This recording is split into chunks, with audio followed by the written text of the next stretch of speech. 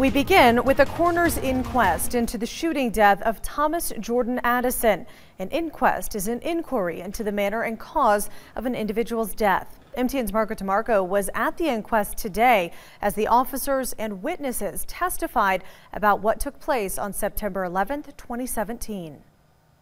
The cause of Mr. Addison's death, which we're going to prove here today, was a single gunshot wound, and whether or not that was criminal. 7 jurors will decide if the shooting death of Thomas Jordan Addison was justified or not, though the timeline of events from that night start around 9:50 p.m. Police because there was 2 suspicious men in my backyard. Nathan Spindler says that he recognized Addison and that Addison was being suspicious, so he went into his home. Spindler says all of a sudden Addison was at the back door and he was trying to open it. He called Great Falls Police, but the officers could not find anyone in the area.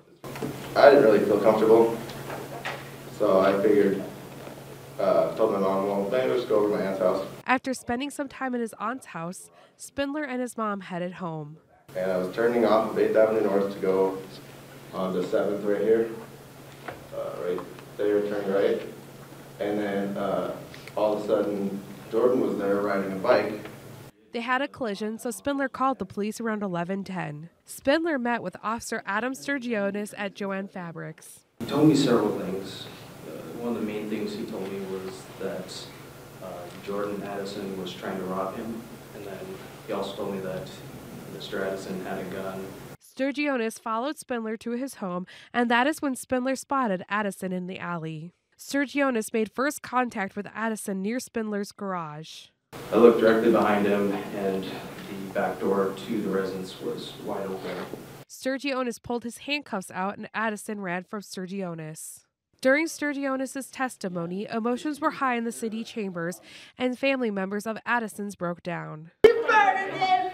You murdered him! Sturgionis went on to testify that Tad Kimmett came to help him with his investigation and soon followed on foot. The officers testified during the chase that Addison pulled something metallic from his pocket and said he had a gun. As soon as he had said that, I yelled gun, told Sturgionis that there was a gun and that we were being threatened with a gun at that point. The officers were telling Addison to show them his hands, but Addison kept yelling. Kimmett says Addison squared his body towards him, and Kimmett shot one round at Addison, but he missed. He still had his hand in his waistband, refusing to show me or to surrender. And what happened next?